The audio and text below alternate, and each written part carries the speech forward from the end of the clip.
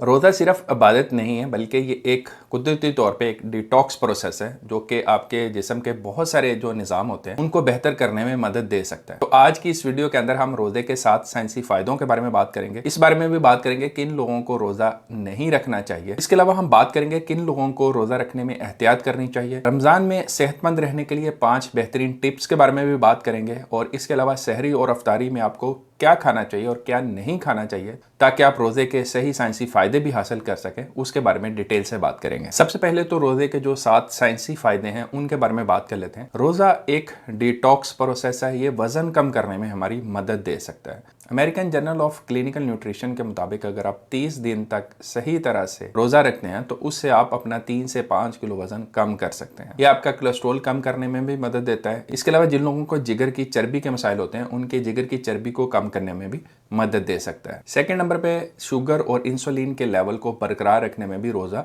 अहम किरदार अदा करते हैं। फास्टिंग के दौरान आपका जो शुगर का लेवल है वो एकदम से नहीं बढ़ता है। इसी तरह इंसुलिन का जो लेवल है वो भी कम रहता है, जिसको हम इंसुलिन स्पाइक कहते हैं। जब इंसुलिन का लेवल कम रहता है तो उससे बॉडी के अंदर कीटोसिस स्टार्ट हो जाती है। कीटोसिस बेसिकली हमारी जिस्म के अंदर चर्बी पिघलने के अमल को कहते हैं। तो इससे जिस्म की चर्बी है वो भी कम होती है। इसके अलावा इंसुलिन की जो सेंसिटिविटी, जिसको हसासियत कहते हैं, वो भी बेहतर होती है। उससे हमारी बॉडी के अंदर शुगर का लेवल नहीं बढ़ता। तीसरे नंबर पे अगर बात करें, अगर आप सही खुराक के साथ रोजा रखते हैं तो आपका जो बुरा कोलेस्ट्रॉल, जिसको हम LDL कोलेस्ट्रॉल कहते हैं, या फिर ट्राइग्लिसराइड्स होते हैं, उनको कम करने में भी मदद मिलती है। इसके अलावा ये ब्लड प्रेशर को कंट्रोल करने में भी मदद दे सकता है। फोर्थ नंबर पे रोजा रखने से दिमाग के अंदर जो न्यूरॉन्स होते हैं जो कि पैगामात लेके हमारी बॉडी के मुख्तलिफ हिस्सों तक जाते हैं और फिर वहाँ से वापस दिमाग तक लेके जाते हैं, उनकी मुरम्मत भी होती है, जिससे यादाश्त, फोकस और जहनी सुकून जो होता है वो बेहतर होता है। रोज़ा रखने वाले अफराद के अंदर जो न्यूरॉन्स की रीजनरेशन होती है वो 50% तक बढ़ जाती है। नंबर 5 पे अगर बात करें तो रोज़े के दौरान आपकी बॉडी के अंदर ऑटोफेगी का अमल शुरू हो जाता है। ऑटोफेगी में क्या होता है कि आपकी बॉडी के अंदर जो पुराने और नकारा खुलियात होते हैं वो ख़त्म होना शुरू हो जाते हैं और उनकी जगह नए और सेहतमंद खुलियात बनना शुरू हो जाते हैं। एक नोबेल प्राइज़ विनिंग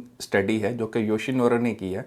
उसके मुताबिक जब आप रोज़ा रखते हैं या फास्टिंग करते हैं, उससे आपकी बॉडी के अंदर जो जहरीले मादे हैं उनको साफ करने में और उनको कम करने में मदद मिलती है। 6 नंबर पे रोज़ा हाजमे की बेहतरी और मैदे की सफाई में भी मदद देता है। गट हेल्थ जर्नल के मुताबिक फास्टिंग के दौरान जिन लोगों को मैदे के मसाइल होते हैं उनके अंदर 60% तक बेहतरी देखी जाती है। रोज़ा रखने से मैदे को और आंतों को सुकून मिलता है, आराम मिलता है, जिसकी वजह से जिन लोगों को एसिड रिफ्लक्स का प्रॉब्लम होता है, मैदे में जलन, तेजाबियत या फिर गैस, ब्लोटिंग का प्रॉब्लम होता है, वो काफ़ी हद तक कम हो जाता है। 7th नंबर पे अगर बात करें तो बुढ़ापे को कम करने या ज़िंदगी की तवालत के लिए भी रोज़ा अहम किरदार अदा कर सकता है। अमेरिकन स्कूल है हार्वर्ड, जो कि एक बहुत ही जाना पहचाना है, उसकी रिसर्च के मुताबिक अगर आप वक्फे वक्फे से, जिसको हम इंटरमिटेंट फास्टिंग कहते हैं, जो कि हमारे रोज़े से काफ़ी मिलती जुलती चीज़ है, अगर वो रखते हैं तो उससे आपकी लाइफ एक्सपेक्टेंसी जो है वो 10 से 15% तक बढ़ सकती है। तो ये तमाम फ़ायदे आप रोज़ा रखने से हासिल कर सकते हैं, लेकिन आप ये फ़ायदे तभी हासिल कर सकते हैं जब आप रोज़े के दौरान अपनी डाइट को सही रखेंगे। तो इसलिए अब हम डिस्कस करेंगे कि रोज़े के दौरान आपने सहरी में और अफ्तारी में कौन सी चीज़ें खानी है और कौन सी चीज़ें नहीं खानी। सहरी में आपने कोशिश करनी कि हाई फाइबर और हाई प्रोटीन डाइट को लें,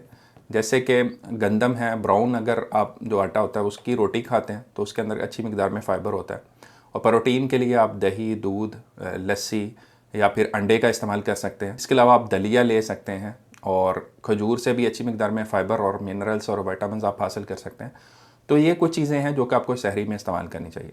अक्सर लोग सहरी के अंदर चाय का इस्तेमाल करते हैं या कॉफ़ी पीते हैं, तो इससे अमूमन परहेज़ करना चाहिए, क्योंकि ये डायूरेटिक यानी पेशाबावर होती हैं। इसके पीने से आपको पेशाब ज़्यादा आएगा और फिर पूरा दिन आपको डिहाइड्रेशन होने का ख़तरा हो सकता है। इसके अलावा ज़्यादा नमक से, ज़्यादा स्पाइसी खानों से और जंक फूड से आपने सहरी में परहेज़ करना है। अफ्तार की बात करें तो अफ्तार के अंदर आप खजूर और पानी के साथ, ये सुन्नत भी है, इसके साथ आप रोज़ा खोलें। जो मीठे मशरूबात अक्सर इस्तेमाल किए जाते हैं उससे आप परहेज़ करें। इसके अलावा ज़्यादा जो फ्राइड तली हुई चीज़ें होती हैं उससे भी आपने परहेज़ करनी है। बोतलें वगैरह उससे भी परहेज़ करनी है। खाने को आप जिस तरह बाकी रूटीन में पूरा साल खा रहे होते हैं, कोशिश करें उसी तरह का ही खाना खाएँ। हमारे यहाँ एक ट्रेंड होता है कि रमज़ान के अंदर ख़ास तौर पे ज़्यादा तली हुई चीज़ें जैसे कि समोसे, पकौड़े, रोल्स वगैरह होते हैं, वो काफ़ी ज़्यादा बनाए जाते हैं, उनको खाया जाता है। तो अगर आप ये चीज़ें ज़्यादा खाएंगे तो उससे एकदम, जब आप फ़ैट का ओवरलोड करेंगे तो एकदम से आपने देखा होगा कि रोज़ा अफ्तार करने के बाद अक्सर लोगों को बहुत सुस्ती हो जाती है, लेटने को दिल करता है, फिर नमाज भी नहीं पढ़ी जाती। तो अफ्तारी आप खजूर और पानी के साथ करें, उसके बाद अपनी मगरिब की नमाज़ पढ़ें और उसके बाद रूटीन में जो भी आप खाना खा रहे होते हैं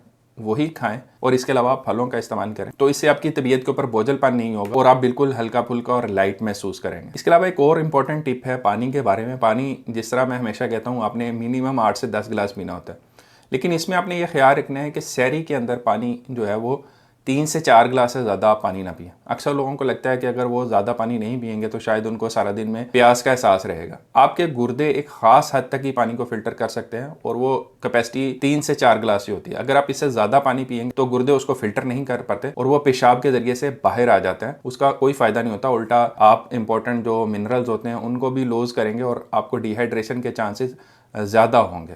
तो इसलिए आप कोशिश करें कि सहरी में 3 से 4 गिलास पानी पिएं और फिर अफ्तारी के बाद आप बेशक 5-6 गिलास, जितनी भी आपको प्यास महसूस हो उसके मुताबिक आप पानी पिएं। इसके अलावा कोशिश करें कि नमाज तरावी के बाद हल्की फुल्की वॉक ज़रूर करें, क्योंकि अक्सर लोग रमज़ान के अंदर वॉक को, एक्सरसाइज को बिल्कुल ही छोड़ देते हैं।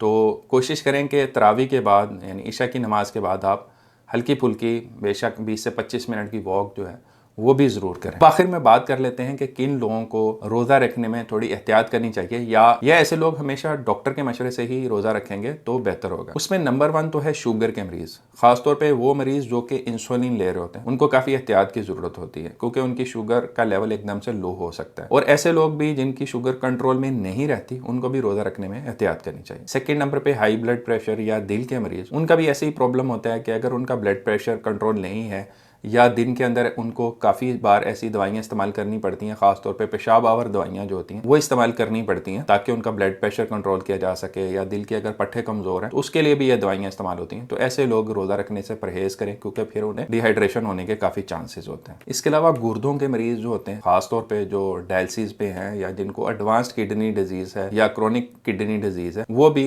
रोज़े में एहतियात करें, अपने डॉक्टर के मशवरे से ही रोज़ा रखें। इसके अलावा हामला और ऐसी ख़वातीन जो कि बच्चों को दूध पिलाती हैं, उनको भी अपने डॉक्टर के मशवरे से ही रोज़ा रखना चाहिए। इस तरह बूढ़े या बीमार अफराद जिनको बहुत ज़्यादा जिस्मानी कमज़ोरी हो, वो भी तिब्बी मशवरे के बगैर रोज़ा ना रखें तो ज़्यादा बेहतर है। और मेरी तरफ से आप सबको बहुत बहुत रमज़ान मुबारक हो। अपना ख्याल रखिएगा। अल्लाह हाफ़िज़।